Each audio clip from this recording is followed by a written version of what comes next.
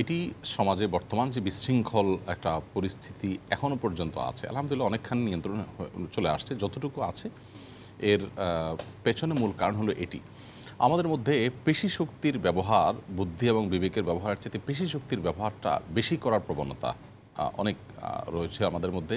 সেটা শিক্ষিত অশিক্ষিত, গ্রামের শহরের সর্বস্তরের মানুষের মধ্যে যেন এই রোগটা আমাদের মধ্যে একেবারে ঝেঁকে বসেছে। গতকালকের যেটি বিশেষ করে ঢাকা বিশ্ববিদ্যালয়ের তথাকথিত শিক্ষার্থী, যারা দেশের সবচেয়ে মেধাবী মানুষ হিসাবে খ্যাত এবং পরিচিত, সেই স্টুডেন্ট, সেই তরুণদের হাতেই একজন মানসিক ভারসাম্যহীন মানুষ অত্যন্ত ঠান্ডা মাথায় খুনের শিকার হলেন। লোকটিকে পিটিয়ে মেরে এরপরে তাকে ঠান্ডা মাথায় খাইয়ে তারপরে আবার দ্বিতীয় দফা তাকে মেরে তিলে তিলে শেষ করা। মনে হচ্ছে যে জাস্ট খুনের নেশায় কতগুলো তরুণ উন্মত্ত ছিল। মনে হলো যে খুন করবার জন্যই তারা প্ল্যান প্রোগ্রাম করে ঠান্ডা মাথায় হেসে খেলে একটা মানুষকে খুন করে ফেললো। এবং পরবর্তীতে যেটা জানতে পারলাম যে লোকটার মা বাবা ভাই বোন ক্যান্সারে আক্রান্ত হয়ে মারা গেছেন, সব ফ্যামিলি সবাইকে হারিয়ে সে পাগলের মতো হয়ে গেছে।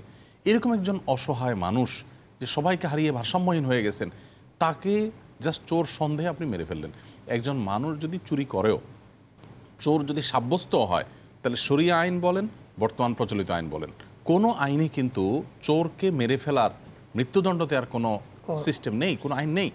সেখানে চোর সন্দেহ করে মেরে ফেললেন, চোর হলেও তো মারার কথা ছিল না, সেখানে সন্দেহ করে মেরে ফেললেন। দেখুন, এগুলোর অন্যতম প্রধান কারণ হলো আমরা প্রত্যেকটা মানুষ আইন নিজের হাতে তুলে নিই। আমাদের পেশি শক্তি জাহির আমরা বেশি করি, আমাদের হাত আগে আগায়, বিবেক পরে পিছনে থাকে। যদি বিবেক আগে আগাতো তাহলে আমি চিন্তা করতাম যে লোকটা চুরি করলে আইন আদালত আছে, আমি সেখানে সোপর্দ করব। আইন আদালতে যদি যথাযথ কার্যকর ব্যবস্থা না নেওয়া হয়, সেখানে প্রেশার ক্রিয়েট করে ব্যবস্থা নেওয়ার ব্যবস্থা করব। কিন্তু আইন আমি যদি হাতে তুলে নেই, তো আজকে আপনি আমাকে মারবেন, কালকে আমি আপনাকে একটা অজুহাত দিয়ে মেরে ফেলবো।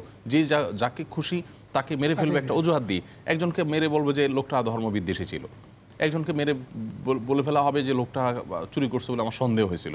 তাহলে তো একটা সমাজ বিশৃঙ্খল হয়ে যাবে। এখানে কেউ কেউ নবী করিম সাল্লাল্লাহু আলাইহি সাল্লামের একটা বিষয়কে উপস্থাপন করার চেষ্টা করেন, সেটা হলো যে মদিনাতে নবী করিম সাল্লাল্লাহু আলাইহি সাল্লাম নবীবিদ্বেষী যে ছিল তাকে হত্যা করেছেন সাহাবীরা, নবী সাল্লাল্লাহু আলাইহি সাল্লামের অনুমোদন ছিল কোনো কোনো ব্যক্তিরা। তারপরে এরকম আরও কিছু বিশৃঙ্খল পরিস্থিতিতে শাস্তি দিয়েছিল, নবী সাল্লাল্লাহু আলাইহি সাল্লাম অনুমোদন দিয়েছেন। এখানে ইস্যুটা হলো যে নবী করিম সাল্লাল্লাহু আলাইহি সাল্লাম তখন রাষ্ট্রনায়ক, তিনি কিন্তু প্রধান বিচারপতি। সেই জায়গা থেকে যখন তিনি কাউকে কোনো কথা বলবেন, এটা কিন্তু নির্বাহী অর্ডার, একটা রাষ্ট্রের অর্ডার হয়, এটা কোনো ব্যক্তির অর্ডার না। আপনি মক্কা যদি দেখেন, নবী করিম সাল্লাল্লাহু আলাইহি সাল্লামকে দেখবেন মক্কা কিন্তু কোনো প্রতিমা ভাঙচুর করতে তিনি নির্দেশ করেন নাই, এবং কোনো সাহাবী করেন নয় সেটা। এবং এমন কি সেখানে কোনো নবী বিদ্বেষীকে হত্যা করার নির্দেশও দেন নাই। সেখানে কোনো আইন কোনো সাহাবী হাতে তুলে নেননি। কেন? কারণ নবী সাল্লাল্লাহু আলাইহি ওয়াসাল্লামের কাছে তখন রাষ্ট্রীয় পাওয়ার ছিল না, নির্বাহী আদেশদাতা ছিলেন না। যখন আপনি ব্যক্তি নির্বাহী আদেশদাতা হবেন না, তো আপনি কিভাবে একটা মানুষকে আপনার বিচার, আপনার জাজমেন্টের ভিত্তিতে মেরে ফেলবেন? তাহলে তো সবাই এভাবে করতে থাকবে। এই জন্য যে নিয়মতন্ত্র আছে, এটার অনুসরণ করতে হবে। নিয়মতন্ত্রের যত ত্রুটি থাকুক, সেটা অনুসরণ না করে আমরা সবাই যার যার মতো এই কাজটা করতে থাকি, তাহলে সেটা বিশৃঙ্খল একটা পরিস্থিতি তৈরি হবে।